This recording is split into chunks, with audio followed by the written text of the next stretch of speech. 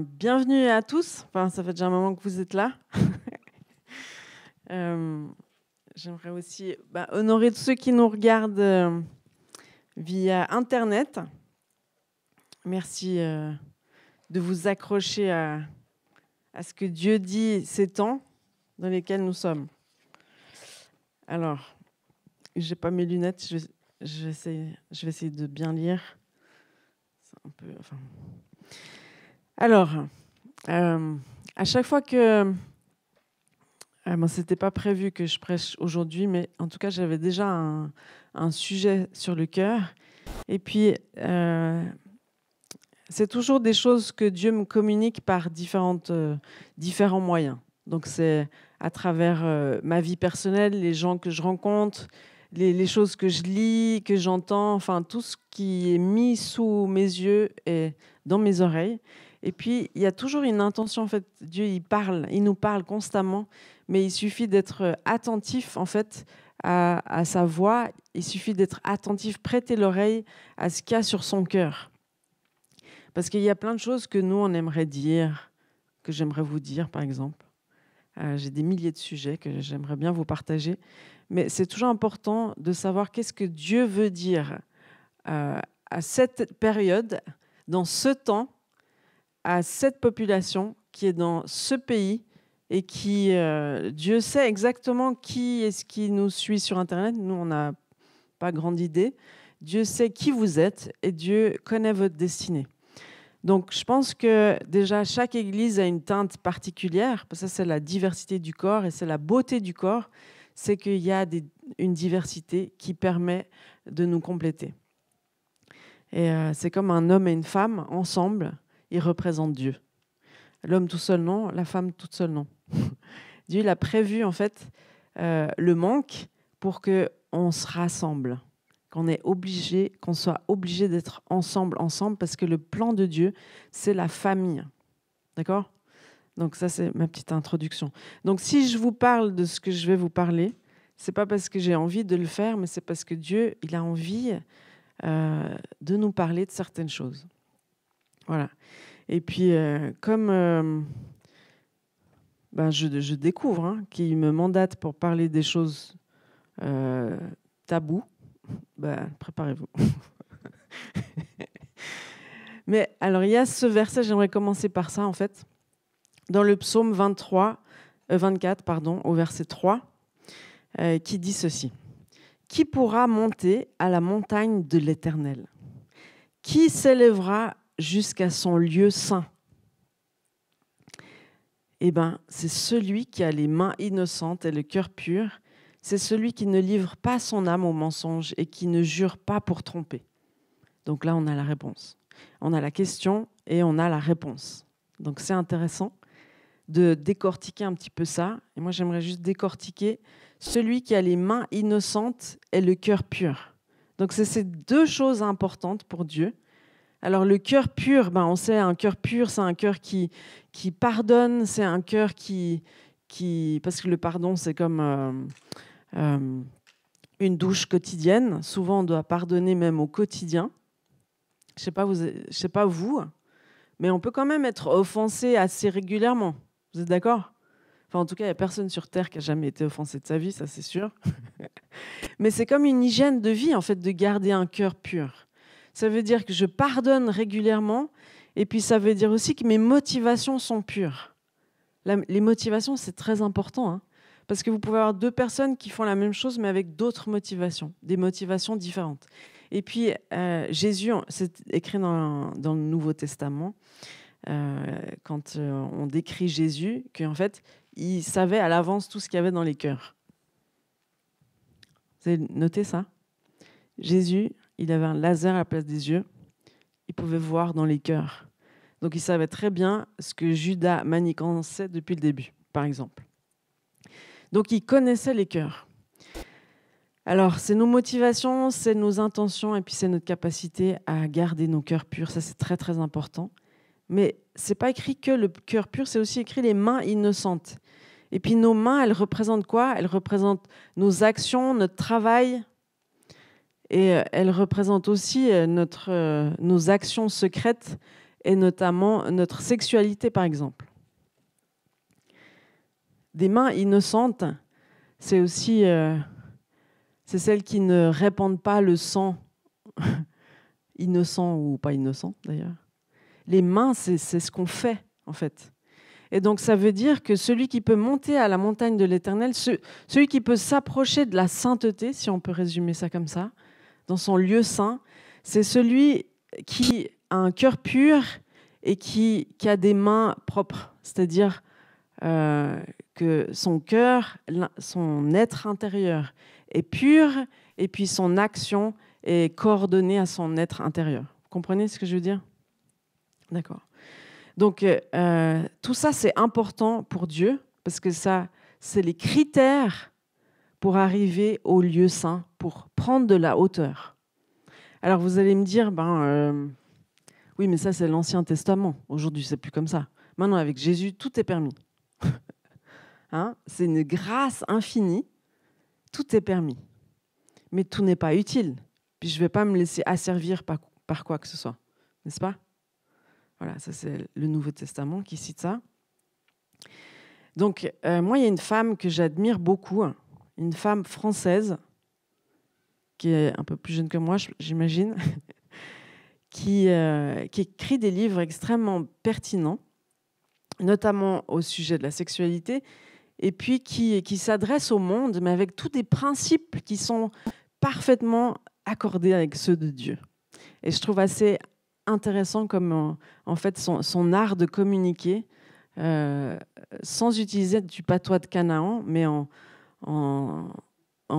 partageant la vérité qui affranchit. Parce que comme on l'a entendu il n'y a pas longtemps, seule la vérité nous affranchit. Il y a des choses comme ça qu'on doit connaître dans le royaume de Dieu. La vérité nous affranchit. Donc Thérèse Argot, c'est cette auteure qui est sexologue, qui est aussi philosophe, essayiste. Elle a écrit un livre dernièrement qui s'appelle « Peut-on sauver l'amour ?»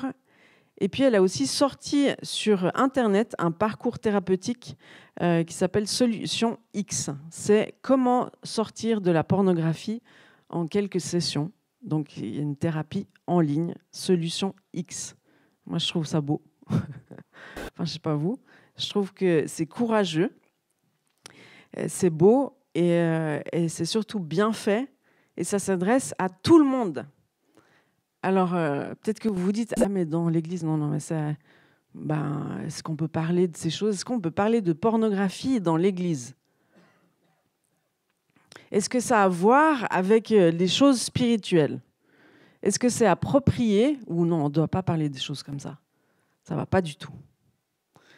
Mais quand on regarde d'un peu plus près, et puis on s'aperçoit en fait que, donc elle cite, Thérèse Argot, elle a fait plein de recherches sur le sujet, bien sûr, et puis elle s'est préoccupée, en fait, non seulement elle s'est préoccupée de tous les jeunes qui viennent parler dans son cabinet, vu que c'est une sexologue, donc elle accueille beaucoup de jeunes, elle avait un cabinet dans l'enceinte d'une école.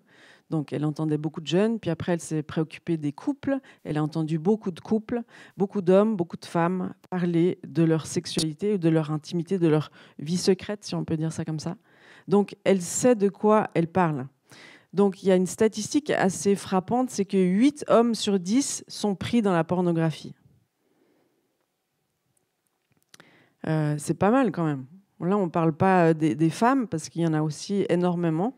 Mais en tout cas, ça c'est juste pour vous donner une idée. 8 hommes sur 10 sont pris dans la pornographie.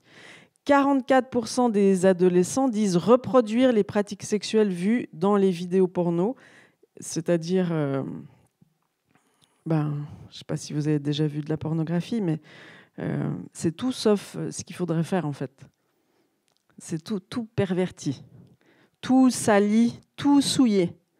Ce qui est sain et beau, ce que Dieu a créé. Et puis donc, elle a récolté aussi des témoignages de filles qui sont complètement désillusionnées à genre 20 ans, alors que ça devrait être genre le début d'une histoire. Et puis des garçons qui plongent dès l'âge de 6 ans. Mais maintenant, vu qu'il y a un accès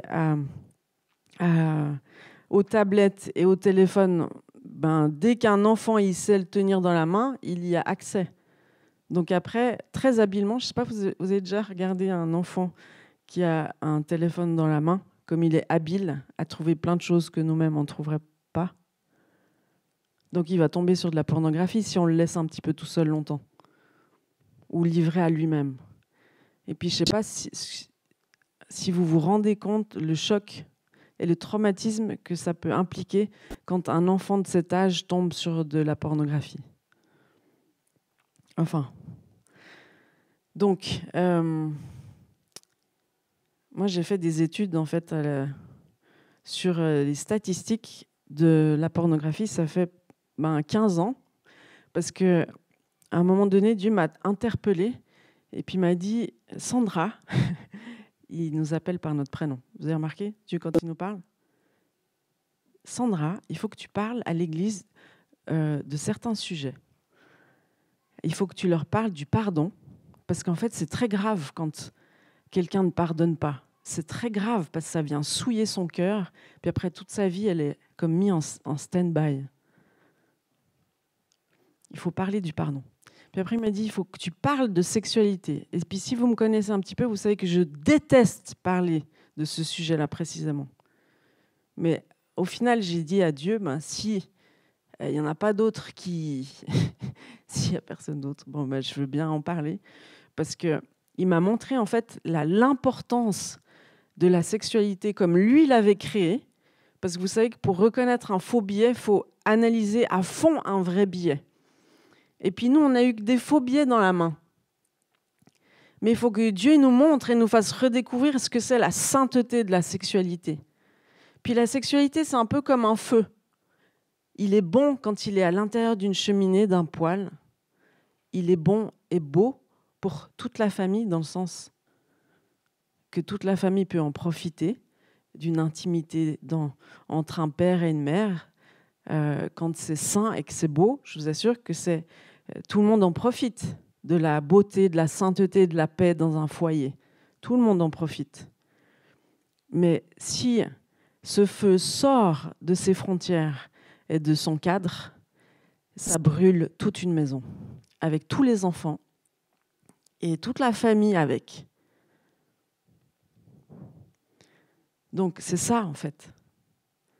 Et Dieu, il prévoit des choses, il faut juste se rappeler pourquoi il les a prévues et comment il les a créées. Parce que sinon, on est mal barré. Et puis la seule chose que l'ennemi peut faire, il ne peut pas créer. Il n'y a que Dieu qui peut créer.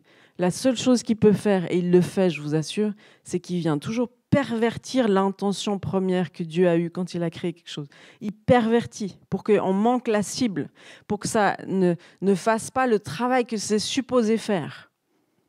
Et quelque chose qui a été créé pour le bien, de manière très puissante, parce que la puissance aussi, elle peut être aussi puissante pour le bien que pour le mal. Donc l'ennemi va s'attaquer à ce qu'il y a de plus puissant. Et la sexualité est quelque chose de très puissant, parce que c'est une adoration. Et le meilleur endroit pour parler de sexualité, les amis, vous savez où c'est ? C'est ici, c'est dans l'Église, parce qu'il s'agit d'une adoration.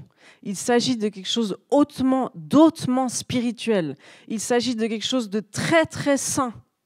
Et tous, on a été touchés par l'ennemi quand on est rentré dans la sexualité, ou par des jeux entre enfants qui étaient inappropriés, ou par des exhibitions d'adultes qui étaient inappropriées, ou par des abus, des attouchements, des regards malsains qui étaient inappropriés. Je ne sais pas s'il y en a un sur cette terre qui échappe à cette règle. Mais c'est juste pour vous montrer à quel point l'ennemi, intentionnellement, va cibler votre premier contact avec la sexualité, parce que ça va marquer une empreinte dans votre vie à vie. Il y a une empreinte à vie. Donc c'est juste pour vous illustrer à quel point c'est important, à quel point c'est puissant. Donc, c'est pour ça qu'on en parle dans l'Église. Vous comprenez ? Donc, quand j'ai fait mes études, donc, il m'a parlé du pardon, de la sexualité et puis de la délivrance, c'est-à-dire de qu'on a tous besoin en fait de délivrer des droits que l'ennemi a dans nos vies, parce qu'il en a. On est tous sous des héritages, et puis on a tous été touchés à un moment donné par le péché. Ça veut dire que l'ennemi a pris des droits dans nos vies, et puis on doit savoir que Jésus sur la croix, il est mort pour notre salut, il a souffert et a été torturé dans son corps pour que nous soyons guéris, mais il a été aussi cloué sur une croix et il s'est fait malédiction sur la croix pour que nous puissions sortir de la malédiction pour rentrer dans la bénédiction. Mais tout ça, ça ne se fait pas automatiquement, il faut intentionnellement s'y plonger. D'accord ? Donc c'était ces 3 choses qu'il m'a montré. Donc quand je faisais mes petites études, il y a très longtemps, j'étais horrifiée de voir en fait que la pornographie est autant vue par des non-chrétiens que par des chrétiens, que par des musulmans. En fait, les statistiques, elles sont les mêmes pour tout le monde. Puis je me dis, mais alors, c'est pas normal. C'est pas normal que les ambassadeurs de Christ soient dans la pornographie. C'est pas normal. Il y a un bug. Il y a un bug, donc il faut se pencher sur la question de manière très sérieuse, et puis il faut regarder le pourquoi du comment. Et à l'origine, où est-ce qu'on a été trompé ? Et puis c'est important aussi de comprendre que la confession du péché, c'est-à-dire, vous savez que dans la religion catholique, en général, on va se confesser vers le prêtre. La confession, c'est super important, en fait, de reconnaître ses péchés, de demander pardon, tout ça. Mais la confession ne suffit pas à sortir de certains pièges. Il ne suffit pas de dire, voilà, je suis dans la pornographie pour s'en sortir. C'est déjà bien. Enfin, c'est comme un peu les alcooliques anonymes. Quand tout le monde dit, je suis alcoolique. On commence par dire ça parce que déjà, il faut réaliser qu'on a un problème pour pouvoir en sortir.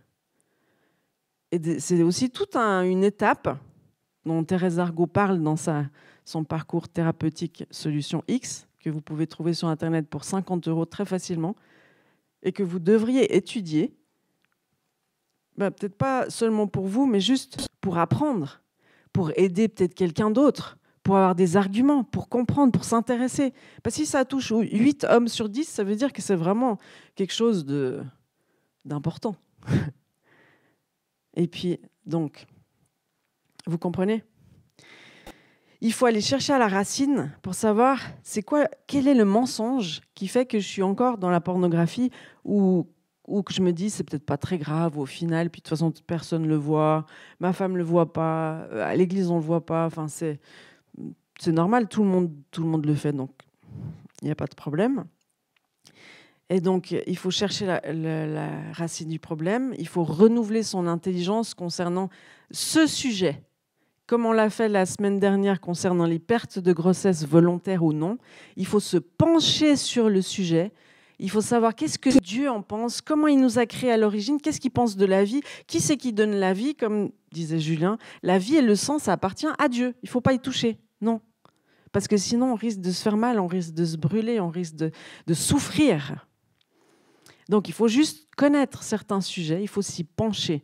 Donc, on doit se pencher sur des sujets comme les pertes de grossesse volontaires ou non. Et non, ça ne concerne pas que les femmes. Et non, ça ne concerne pas que les personnes d'un certain âge. Ça concerne absolument tout le monde parce qu'on parle des entrailles. Et les entrailles, c'est le lieu de résidence du Saint-Esprit. Donc, tout le monde doit s'y pencher de manière très proche. Donc là, on a un autre sujet, la pornographie. C'est un sujet qu'on doit maîtriser plus que personne, les amis, dans le sens préventif du terme. Donc, moi, j'essaye de provoquer en vous un espèce d'électrochoc, juste pour vous dire que dans l'Église, il y a autant de personnes qui sont pris dans les filets de la pornographie que dans le monde. Il y a un problème, parce que sinon, quelle espérance est-ce qu'on peut donner au monde, en fait, de liberté déjà ? Parce que Jésus, il est venu nous affranchir. Il est venu nous libérer du péché. Il n'est pas venu pour excuser le péché. Il n'est pas venu pour nous dire il faut apprendre à tolérer. Il faut être tolérant. C'est ce que le monde dit. Il faut être tolérant, tolérant, tolérant, tolérant, tolérant. Mais moi, quand j'entends le mot tolérance, ça me fait plutôt penser à il faut tolérer le péché qu'il faut aimer les gens. Pour moi, ce n'est pas du tout la même chose. Jésus, il est juste radical, les amis. Il aime les gens à un tel point qu'il a donné sa vie pour eux, mais il haït le péché à un tel point qu'il a été jusqu'à la mort pour dépouiller l'ennemi. Pendant qu'il était mort, 3 jours de mort, il n'a pas chômé, Jésus. Il a dépouillé Satan en enfer. Il lui a retiré ses clés d'autorité pour les donner à l'Église que vous êtes.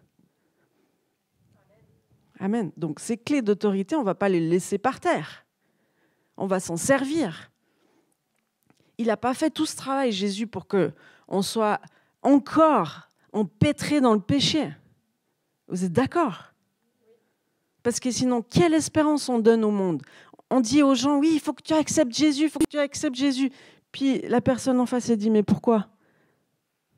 Si toi, tu es encore là-dedans, non, ça ne me fait pas envie.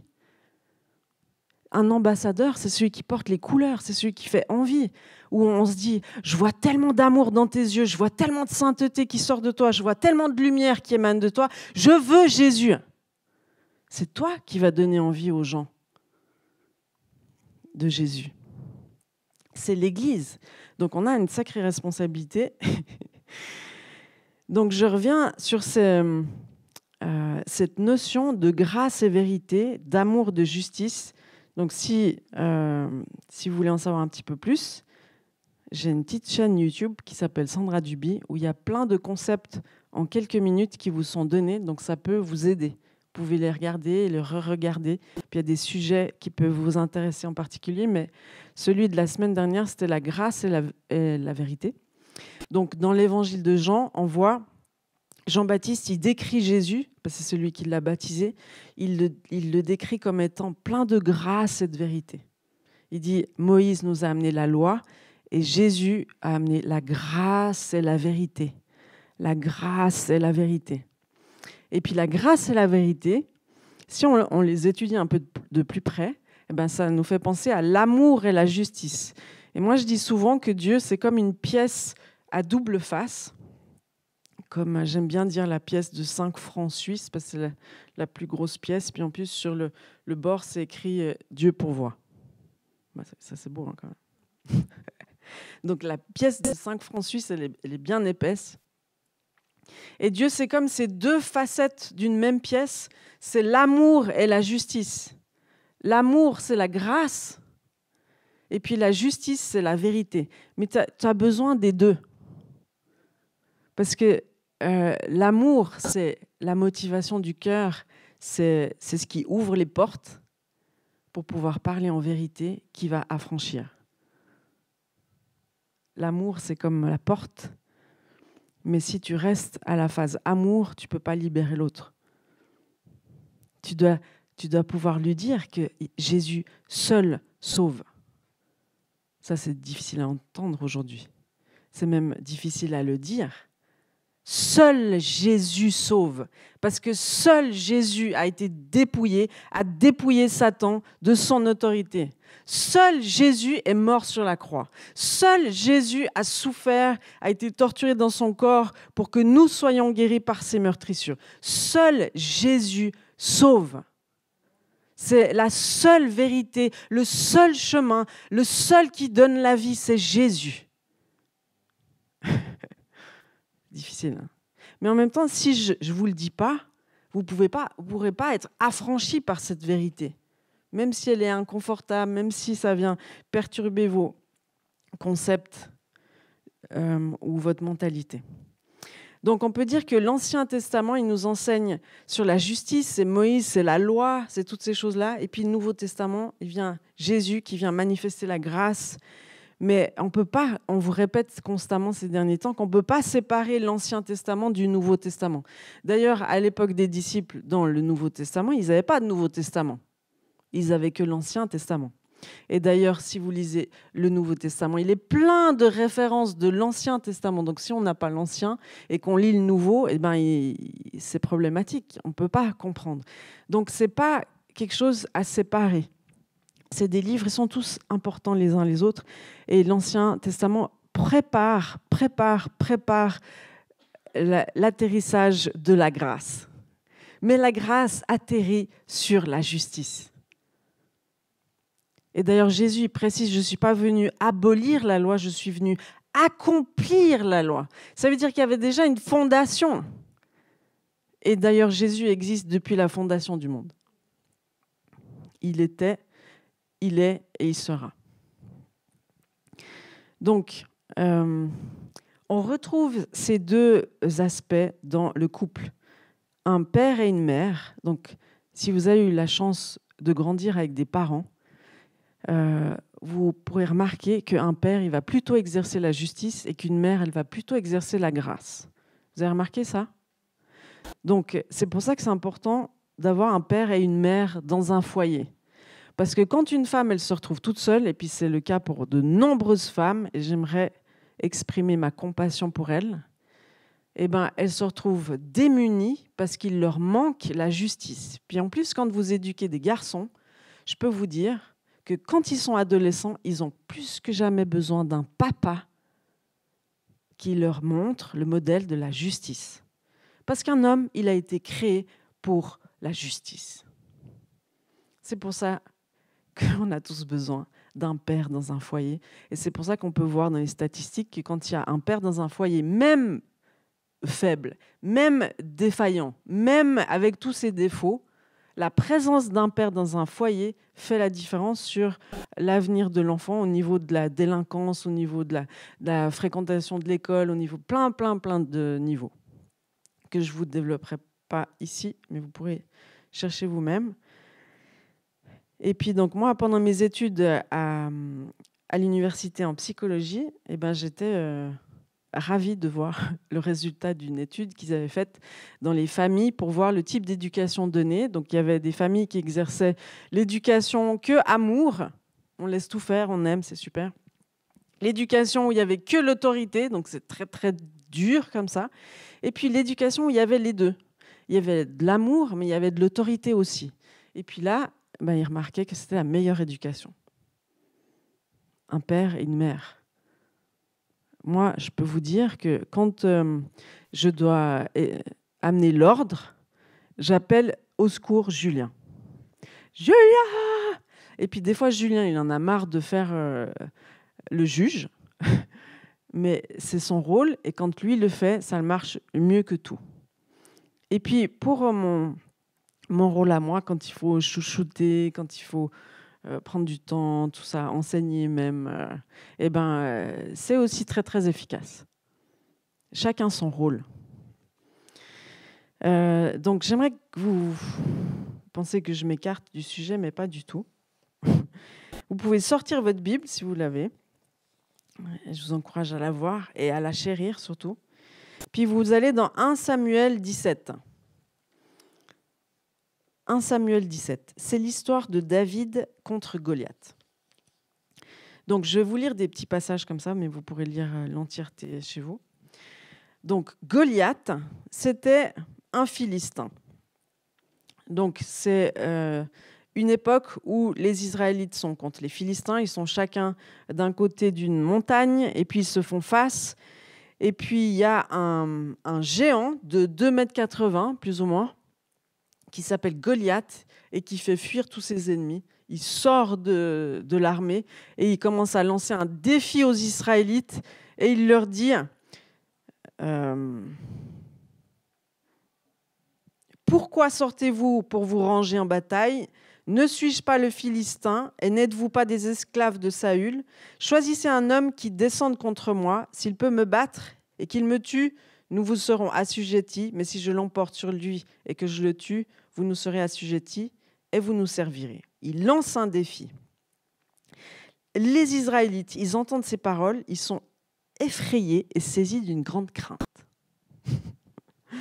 Donc ça aide pas. Et puis, après, on nous parle que le père de David, donc il envoie David, qui était un petit jeune, là. Il avait genre 12-13 ans. Et puis, donc, il avait l'habitude de garder les brebis. Et on verra plus tard les talents qu'il a développés tout seul avec ses brebis.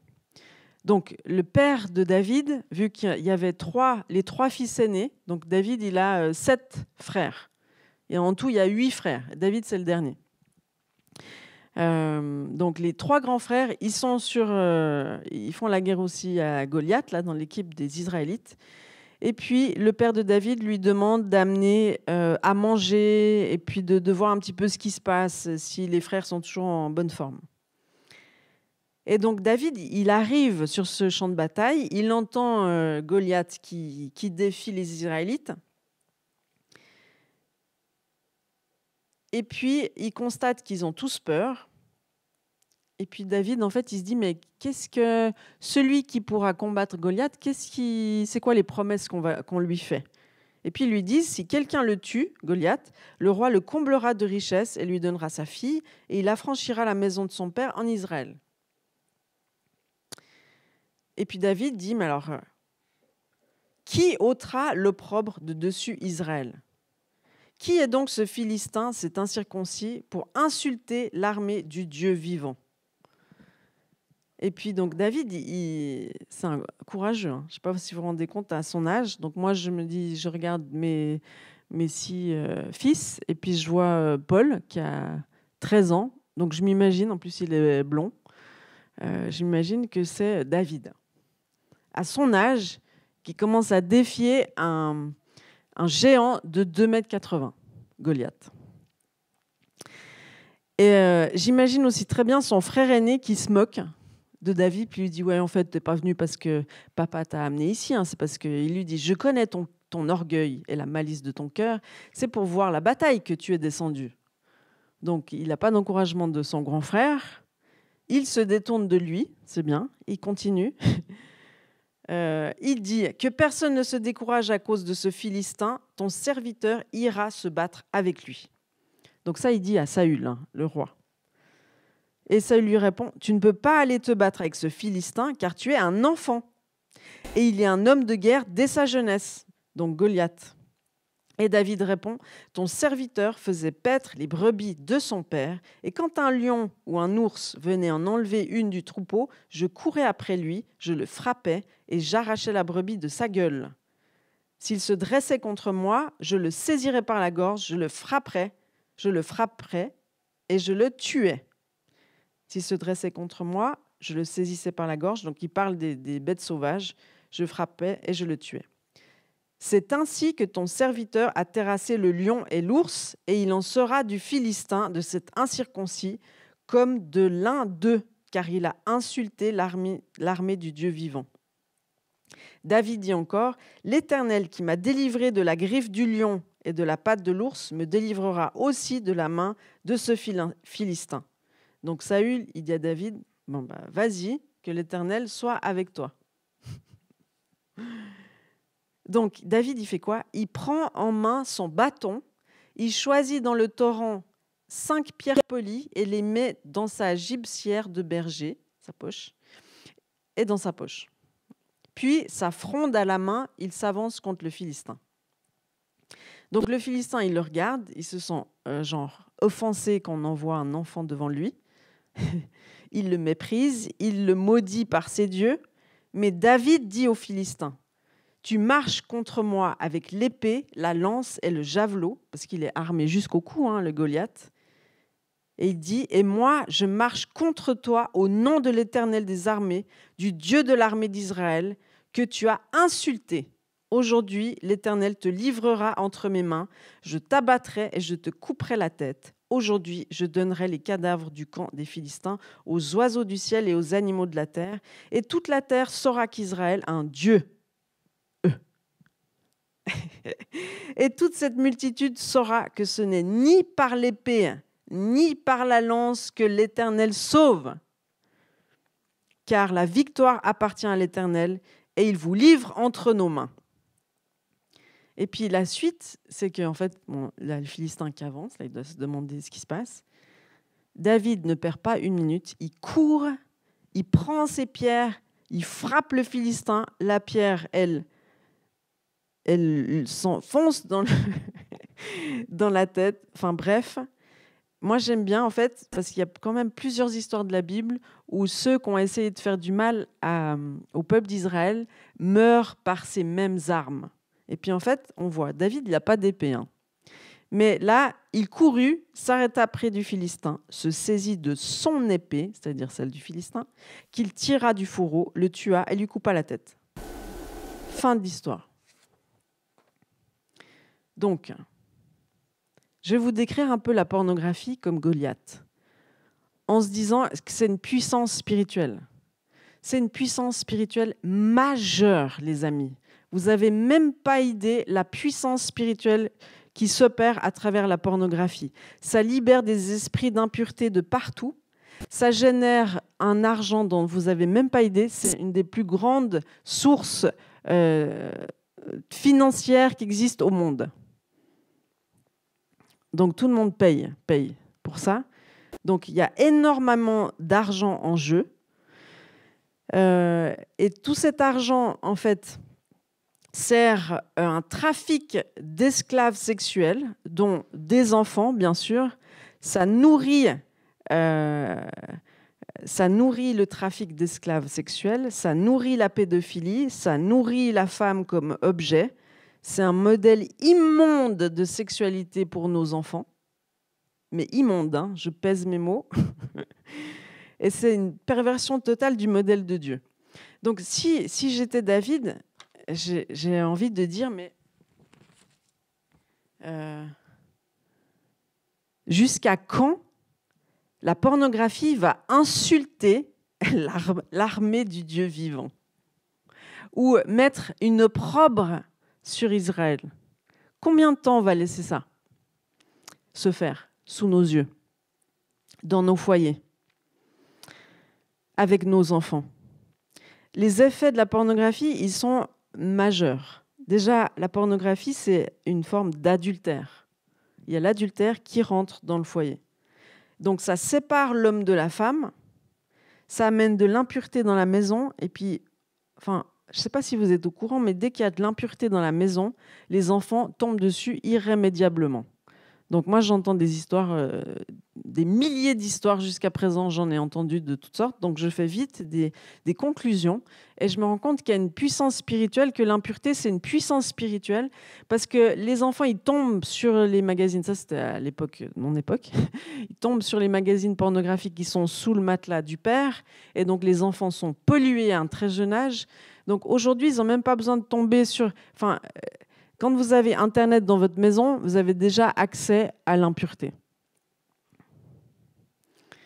Donc après, je ne sais pas comment vous vous en sortez ou quelles sont les règles que vous mettez avec vos enfants et leur tablette, leur ordinateur.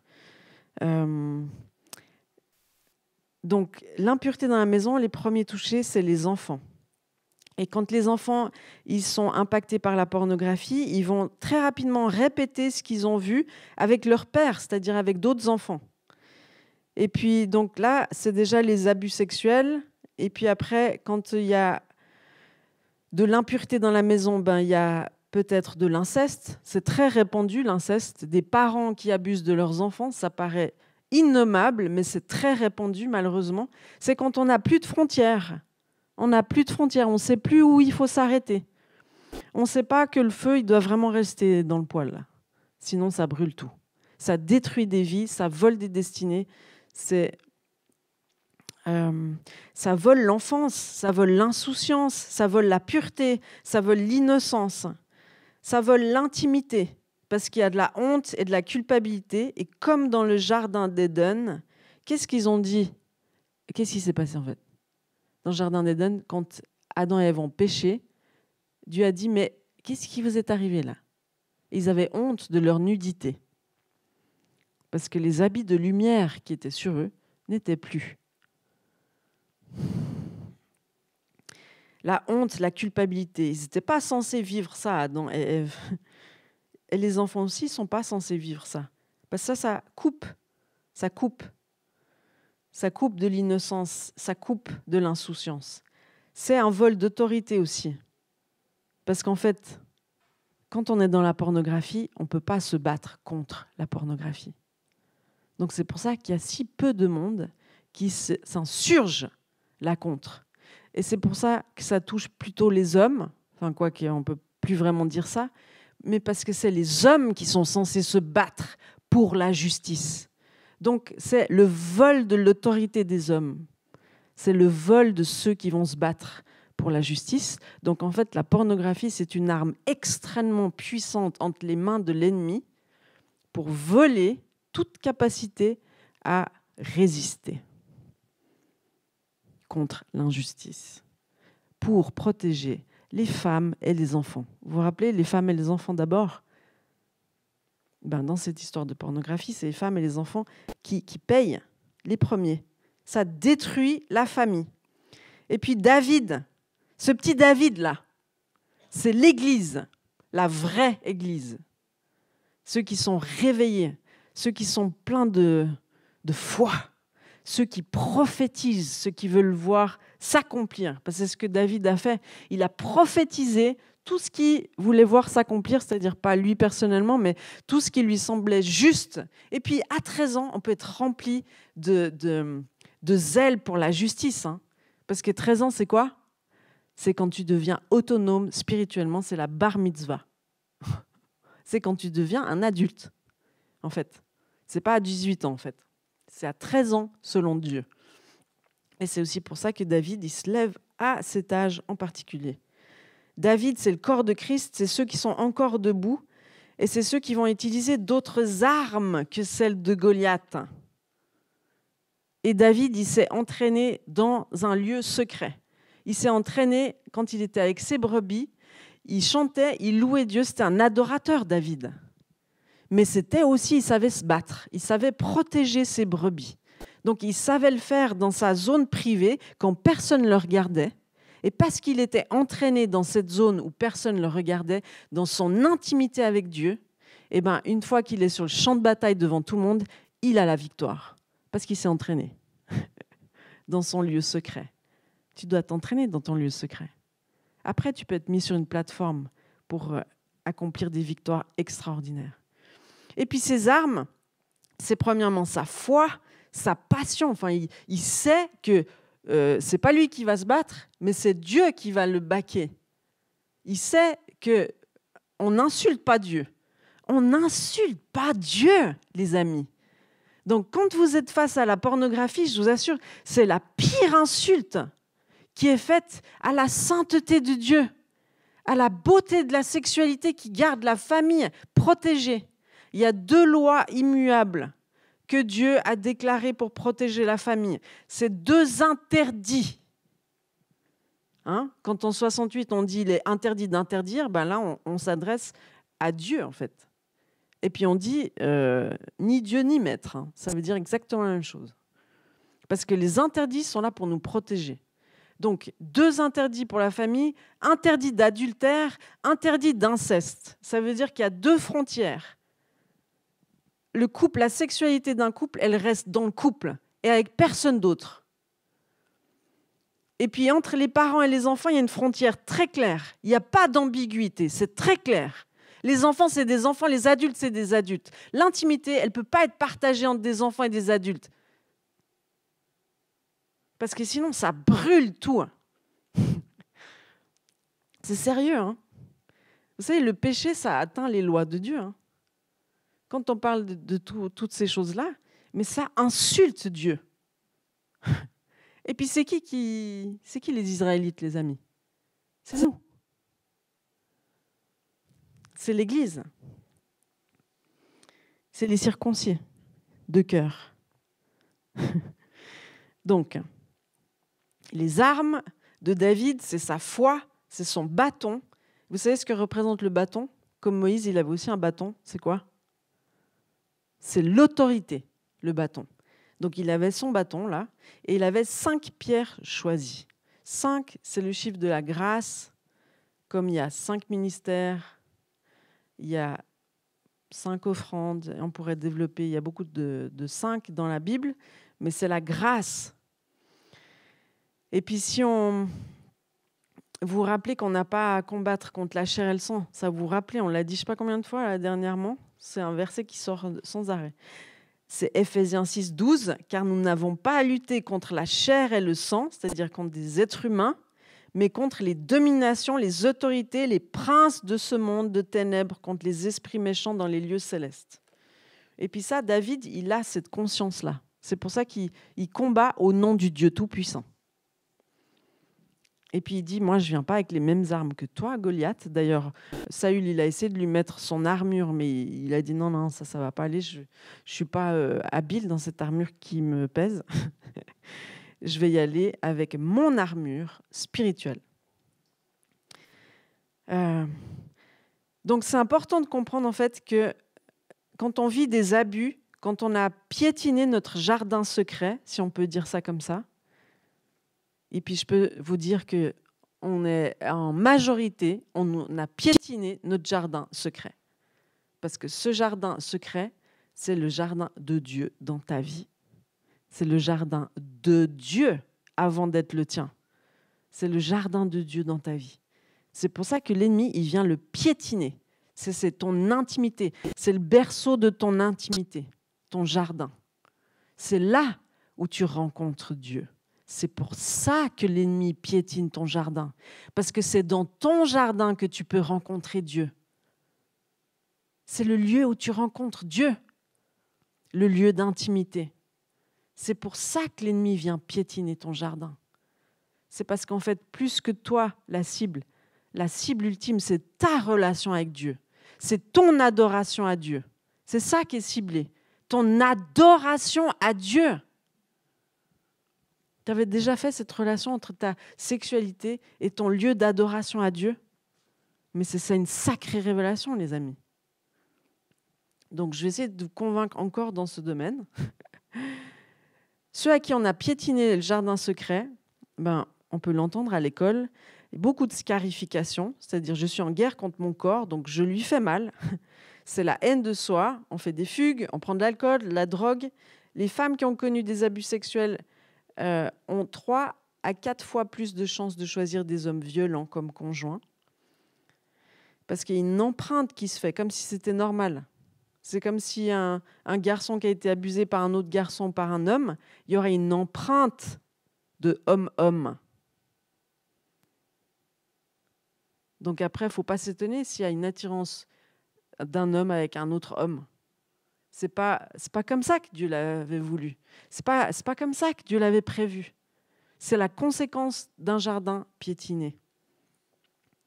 L'empreinte qui amène le mensonge, l'anorexie aussi, toutes les guerres contre son propre corps, et je peux vous dire qu'il y en a.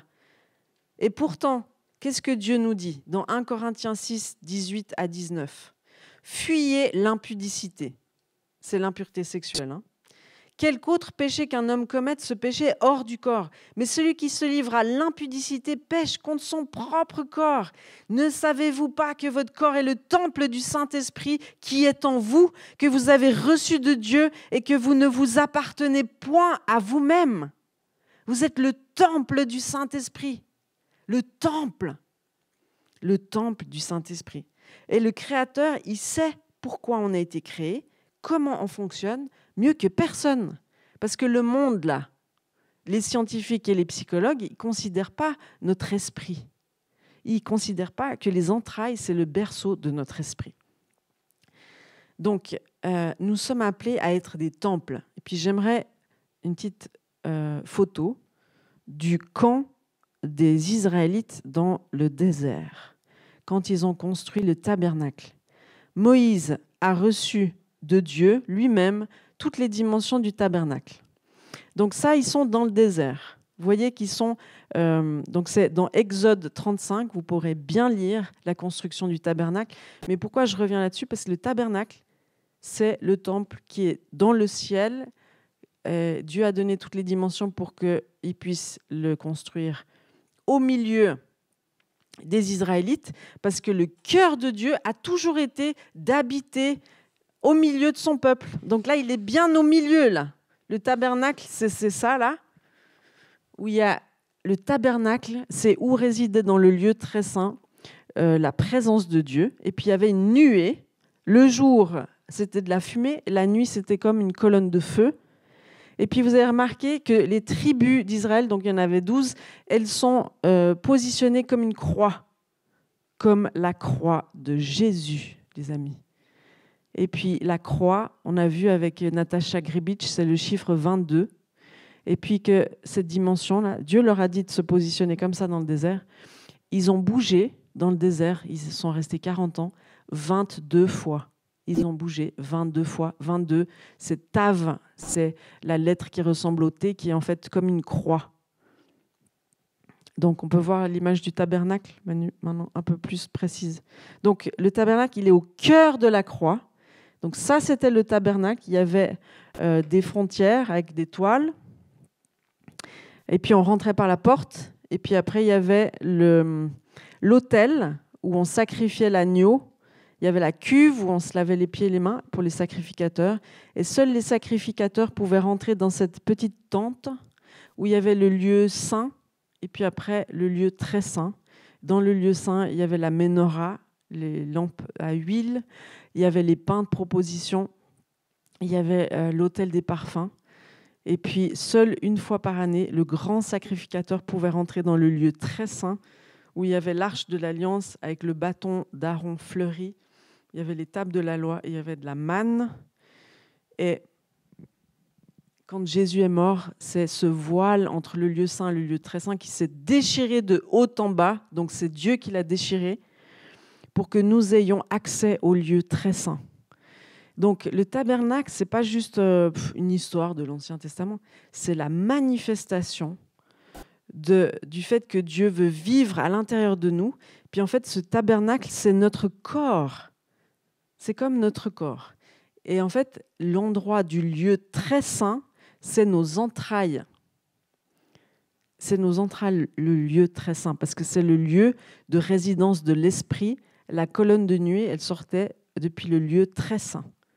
Dieu veut habiter au milieu de son peuple et Jésus a permis que nous devenions des tabernacles vivants. Mais c'est énorme, les amis.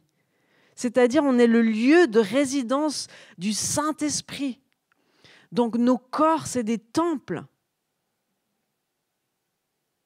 Donc, ce qu'on fait avec notre corps, les amis, il y a le péché qui est hors du corps, c'est une chose, mais quand tu pêches avec ton corps, c'est-à-dire toute la sexualité, c'est un autre problème. Donc, si tu pêches avec ton corps et si tu souilles ton temple, eh bien, t'es mis off par l'ennemi. T'es off. Ça ne veut pas dire que tu ne peux pas te relever, mais ça veut dire qu'il ne peut pas t'utiliser comme il aimerait t'utiliser. Donc, combien il y en a des off dans le corps de Christ aujourd'hui ? Donc, il faut comprendre en fait qu'on est dans une guerre d'intimité, ça veut dire qu'on est dans une guerre d'adoration. On est dans une guerre d'adoration. Donc, la pornographie, c'est pas un truc « Ah ben si, pour les couples qui sont un petit peu en baisse de régime, ben c'est bien, ça va les stimuler. » C'est n'importe quoi. Moi, j'ai entendu ça combien de fois dans l'église ?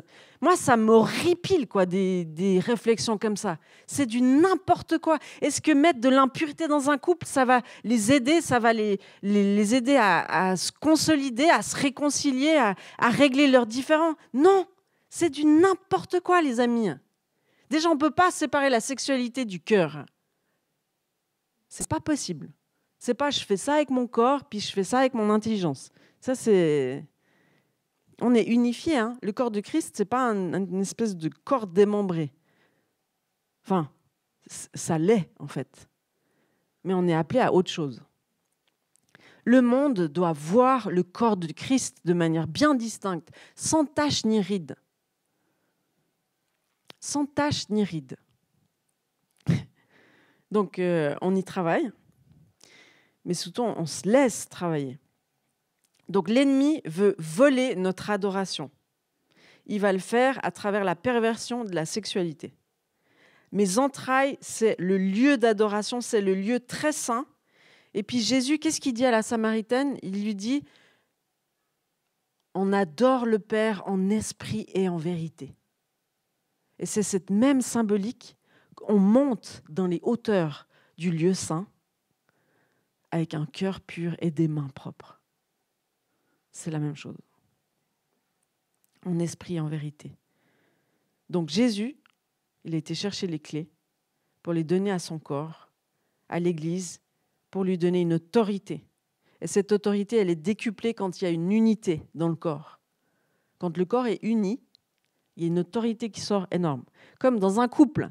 Dans un couple, quand le couple est uni, je vous assure que ça gouverne bien sur les enfants. Il y a une bonne éducation qui est libérée. Mais quand le couple est désuni, comment tu vas éduquer des enfants? C'est compliqué. Donc, Matthieu 18, 20. Je regarde. Matthieu 18, au verset 18 à 20. Je vous le dis en vérité, tout ce que vous lirez sur la terre sera lié dans le ciel, et tout ce que vous délierez sur la terre sera délié dans le ciel. Je vous dis encore que si 2 d'entre vous s'accordent sur la terre pour demander une chose quelconque, elle leur sera accordée par mon Père qui est dans les cieux, car là où 2 ou 3 sont assemblés en mon nom, je suis au milieu d'eux. Donc, Dieu nous appelle dans ce simple verset, ce passage-là, il nous appelle à exercer notre autorité et il nous appelle à l'exercer ensemble. D'accord ? Et puis, il y a quelque chose que Dieu va faire dans les temps qui viennent. Quelque chose qui va déployer le réveil qui vient. C'est la réconciliation entre l'homme et la femme. Ça va déployer la puissance de Dieu. Comme jamais. Parce qu'on a été appelés à gouverner ensemble. Parce qu'on manifeste ensemble l'amour et la justice, la grâce et la vérité. On manifeste ensemble la nature de Dieu. Et c'est hyper efficace. C'est efficace dans l'éducation, mais c'est aussi efficace dans l'Église quand on commence à exercer l'autorité.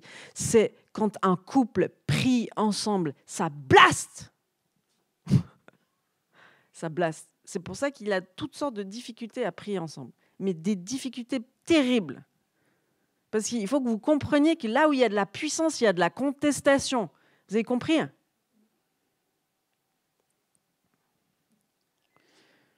Donc, on a besoin de délier notre âme. Notre âme, elle est indispensable, en fait, pour qu'on puisse continuer à marcher. L'âme, c'est ce qui conduit le corps. Je décide, en fait, d'accueillir Christ dans ma vie. Ça, c'est ma volonté. Je choisis. Je décide. Ça, c'est l'âme. Donc, dans l'action de délier et de lier, souvent, on parle de « oui, je lie les esprits mauvais ». Non. Alors ça, on peut le faire, c'est sûr, c'est l'intercession. On lie les esprits mauvais, on ne vient pas directement contre l'homme fort de Annecy. Vous avez remarqué, on ne fait pas ça, sinon on laisse les anges combattre pour nous, on laisse Dieu combattre pour nous, mais il y a des choses qu'on est appelé à exercer comme autorité. On doit exercer notre autorité. Il ne suffit pas de l'avoir en tant que parent, il ne suffit pas d'avoir l'autorité sur vos enfants, il faut l'exercer. Si tu ne dis pas « stop », ça c'est interdit, tu ne dépasses pas cette frontière, sinon tu vas voir.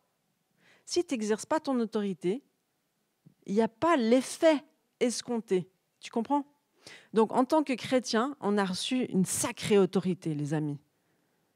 Jésus, il est mort pour aller chercher, pour dépouiller Satan de son autorité. Il a été chercher les clés pour nous les donner. Donc on ne va pas avoir les clés et rien en faire. Vous êtes d'accord ? Donc la première autorité qu'on doit exercer, c'est sur nous-mêmes. On doit se dépouiller, on doit se nettoyer, on doit se délier. On doit se délier de l'impureté, on doit se délier de la tristesse, on doit se délier de l'apathie, on doit se délier de l'aveuglement, on doit se délier de la honte, de la culpabilité, on doit se délier des idées suicidaires, de la haine de soi, du jugement, de la critique, des paroles qui ont été dites sur moi, des addictions, des peurs, de la colère, de l'offense. Je dois me délier de la mort, des traumatismes, je dois me délier de la violence qui a été faite sur moi ou ce que j'ai vu à la télévision, je dois me délier de la haine que j'ai contre moi, de la sorcellerie qui a été exercée contre moi, je dois me délier des héritages qui sont des malédictions, je dois me délier de l'incrédulité, de la peur d'être trahi, je dois me délier de la méfiance, du doute, de cette sensation d'inutilité ou d'invisibilité. Je dois délier mon âme, je dois choisir de délier mon âme de toutes ces choses-là. Il y a du travail, les amis, et ça, vous devez le faire régulièrement. Donc, quand vous vous sentez oppressé ou offensé, vous levez un coup, là, et vous exercez votre autorité, et vous commencez, ok, merci Jésus, parce que toi, tu as été dépouillé, Satan, dans l'enfer, et tu m'as donné les clés d'autorité. Donc maintenant, je ne vais pas me laisser avoir comme ça, je vais me délier mon âme de tout ce qu'elle a vu qu'elle n'aurait pas dû voir, entendu qu'elle n'aurait pas dû entendre. Donc ça, c'est aussi votre job d'anticiper et de faire de la prévention pour ne pas tomber dans ces trucs. Parce qu'il ne faut pas vous dire « Ah ben j'ai l'autorité, donc je peux regarder tout ce que je veux, faire tout ce que je veux, puis après je me délierai ». Non, ça ne fonctionne pas comme ça. Parce que plus vous êtes dans le péché, plus vous deviendrez aveugle et sourd. C'est ça le problème. Et Dieu, il est bon, il nous aime. Et puis après, il ne suffit pas de se délier, il faut lier. Je lie mon âme à l'amour de Dieu, je lie mon âme à sa pureté, à sa sainteté, au plan qu'il a formé sur moi, à sa joie. Je lie mon âme à sa volonté, à ses paroles sur moi, à ce qu'il dit de moi. Je lie mon âme à sa présence, sa lumière, la célébration qui se passe dans le ciel quand il me regarde. Je lie mon âme à ses attentes, à sa validation sur moi, à sa bonté, à son espérance, à la crainte de l'Éternel. La crainte de l'Éternel, c'est une sacrément bonne nouvelle.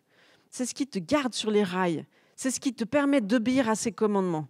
C'est ce qui te garde dans un chemin de vie. C'est ce qui te garde vivant.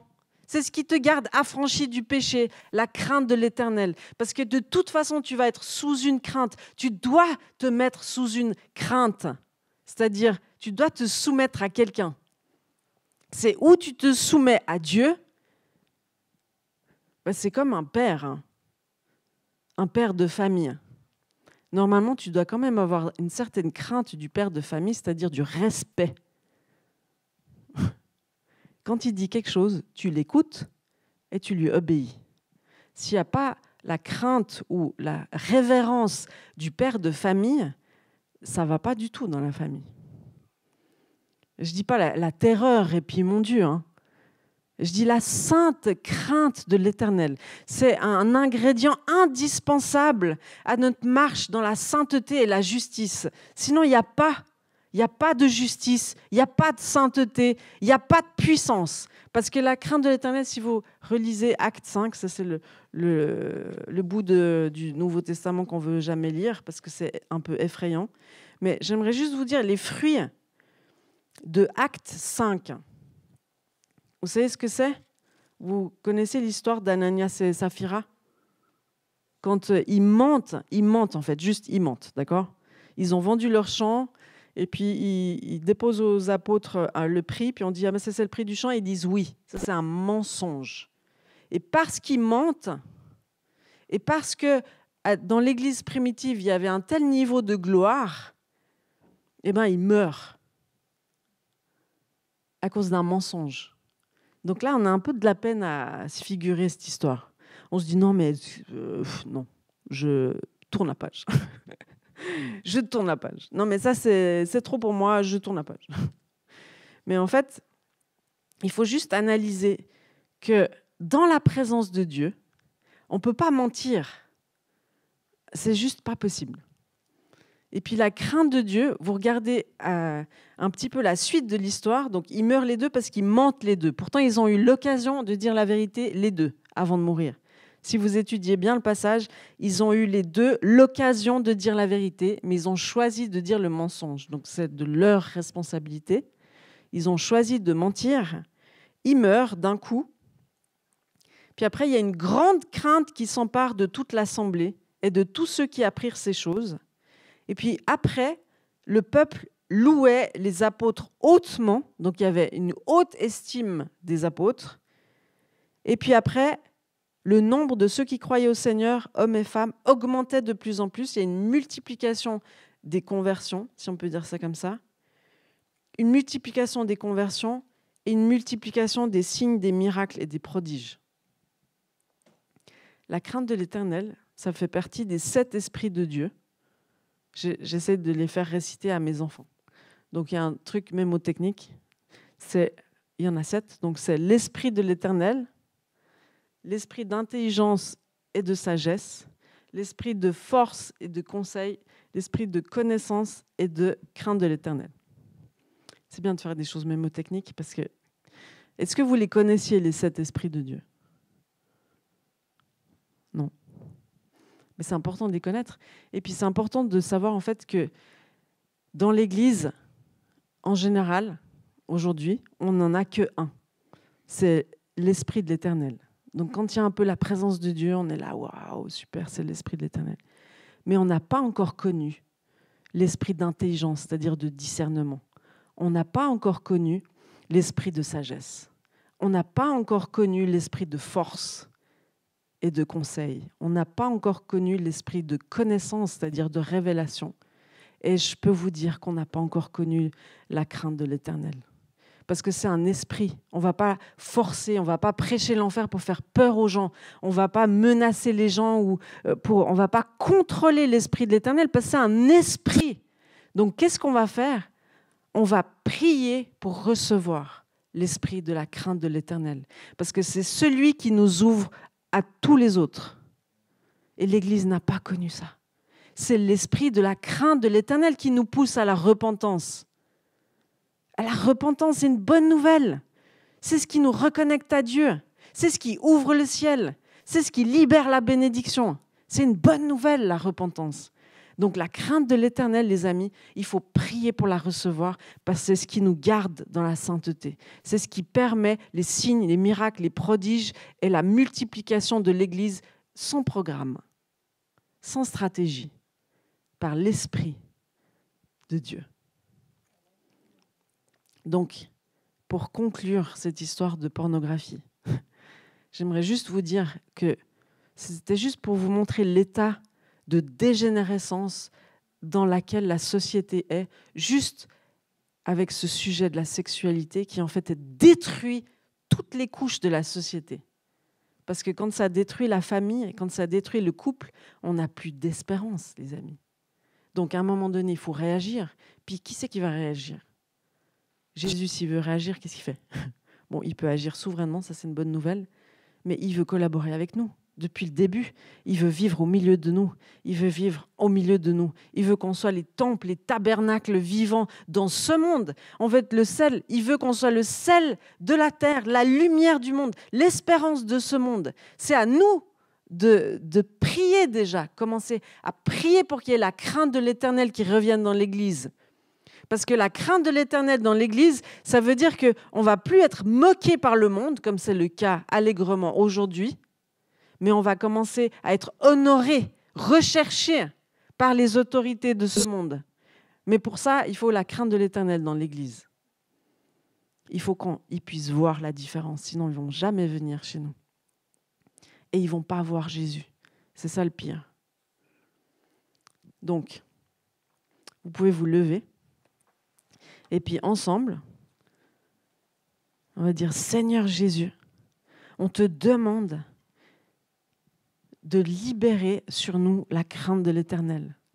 La crainte de l'Éternel, une sainte révérence, un réveil dans notre esprit.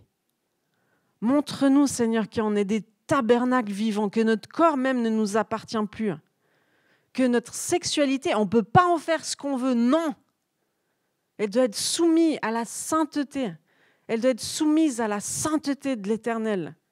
Parce qu'en fait, c'est extrêmement important, parce que c'est le lieu de notre adoration. Alors Seigneur, viens visiter notre lieu d'adoration. Viens guérir, viens restaurer, viens rétablir, viens ordonner par ton Saint-Esprit.